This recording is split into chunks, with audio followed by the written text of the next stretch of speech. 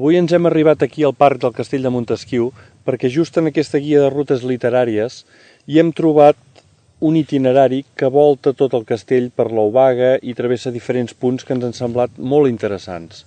Anem a veure què hi trobem.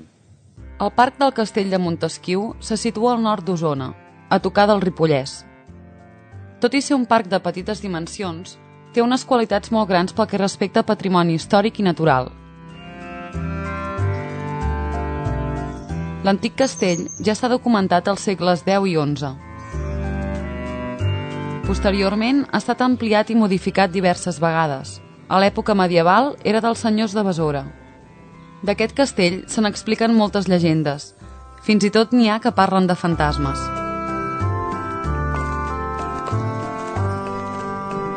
L'itinerari s'inicia al costat del castell i en primer lloc transcorre per racons obacs i frescos sota l'ombra dels faigs i dels roures.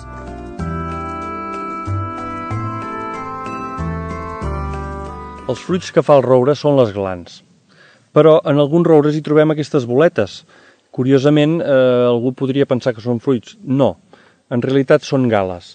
Es tracta justament d'unes picades que els han fet uns insectes i el roure ha desenvolupat aquesta bola per defensar-se. Ben aviat és el pi roig el qui pren relleu en el predomini boscós. La frescor del lloc és ideal per la nidificació del pit roig. Aquí en tenim un que busca menjar pels polls. Uns polls que, per cert, ja fa uns dies que han començat a volar i ara observen els pares com cacen. Al sotobosc hi abunden moltes plantes afavorides per la humitat de l'indret. Heus aquí el xuclamel santjoaner. Les seves flors s'obren al vespre i són pol·linitzades per papallones nocturnes. Els seus fruits semblen molt saborosos, però poden produir efectes purgants i vomitius. El tortellatge és una de les plantes característiques d'aquestes obagues. Aquí en tenim un, amb les seves fulles avellotades i amb aquestes fruites que donen color al bosc. Després d'una plaent baixada, arribem al gorg del Pla de l'Hort. Si ha plogut, l'aigua hi salta i ens ofereix un aspecte magnífic. Si no hi baixa aigua, ens haurem de contentar observant com els insectes treballen a l'entorn de la deliciosa orenga, o també ens podem entretenir a cercar una herba medicinal tan discreta com l'herba prima. La ruta segueix en paral·lel al curs de la riera fins a la Font Codineta. Ens hi aturem una estona per tal d'observar com les libèl·lules donen un toc de color al reclau i per gaudir del murmuri de l'aigua que s'escola riera avall. A prop de la font, en algun punt assolellat, és fàcil de descobrir-hi la sargantana roquera. Després de la font, l'itinerari segueix per un corriol que ens porta directament fins al castell. De tota manera, no podem resistir la temptació de travessar la via del tren i arribar-nos fins al Ter.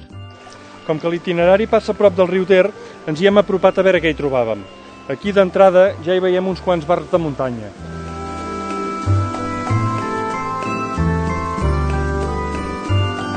Entre la frondositat del bosc de ribera que flanqueja el riu Ter, ens crida l'atenció l'herba sabonera, una planta que en èpoques passades havia estat molt útil per fer neteja.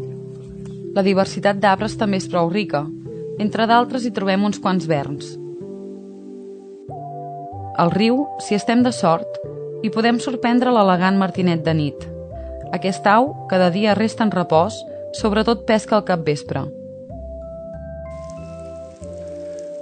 Just abans d'acabar el nostre itinerari passem per la Font del Castell. És un racó ombrívol, fresc i on s'hi respira tranquil·litat. Encara hi podem admirar una darrera planta, la falsia roja.